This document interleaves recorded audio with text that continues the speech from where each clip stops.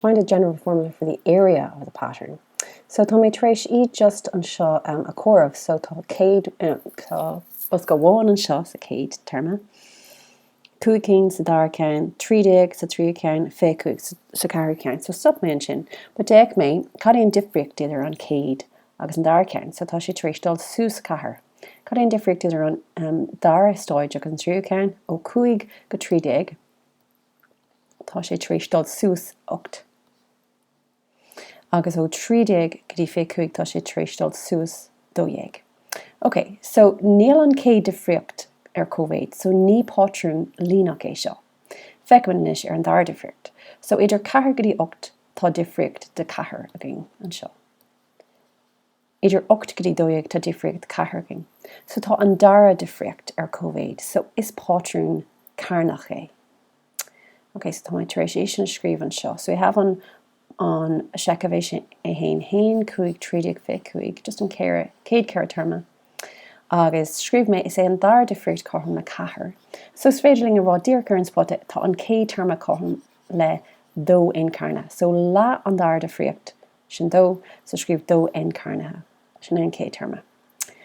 Okay, so sin buin mé trí las. So trí le hain, buin mé trí las. Aber gohfuil tien just chom le dó incarnathe an simplí sin. Cad é tí hain, tí dó, trí tí car. Scríb mace agus for mé dó 8 80 trocadó. So fecinn ar as ar secah, níl sé sin I gart, okay? But is tú smá é agus is lean hebréis sin. So scríb mé dó 8 80 agus trocadó faoi an fíor secah.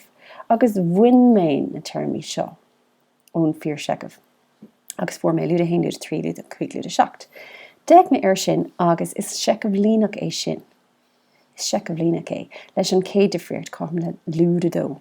So de gná leis ar céad difríocht a bheith ar cóvéid a secah línach, you sáidimid an céad difríocht agus just scríbimid, okay, táid cinné sin a scríomh mar an terma sa secah línach agus buinimid trí lá é sin.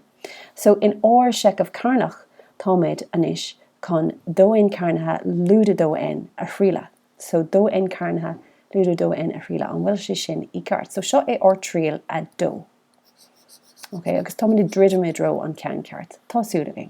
So buinimid tríal as tí hain tí dó trí trí tí car. Curstach hain in ona den, an sin curstach dó in ona den, trí in ona den, car in ona den agus cad a fáin tú. Well, fáin tú an rud seo, nóid cahar dóéag agus fithe a cahar. Now, an bhfuil siad sin I gart, okay, cad é ar fíor secah a ríis? Well, feicim an seo, it's hain cúig 30 50. So, caithimid hain a curla sin, 5 tá sé hénas, 30 tá sé hénas ríis, agus 50 tá sé hénas. So, béidir, aber gur bhain mé tríal as 3 le 3. Cad fao TN chum na dó incarnathe luúda dó in. So gach term an seo, ach cuir hain leis. Agus cad a fáimid, tí hain, tí dó, tí trí, tí car, feicimid. Dó fá hain carnathe luúda dó fá hain móda hain. Dó fá dó carnathe luúda dó fá dó móda hain. Dó fá trí carnathe luúda dó fá trí móda hain. Dó fá cahar carnathe luúda dó fá cahar móda hain. Cad a fáimid an seo.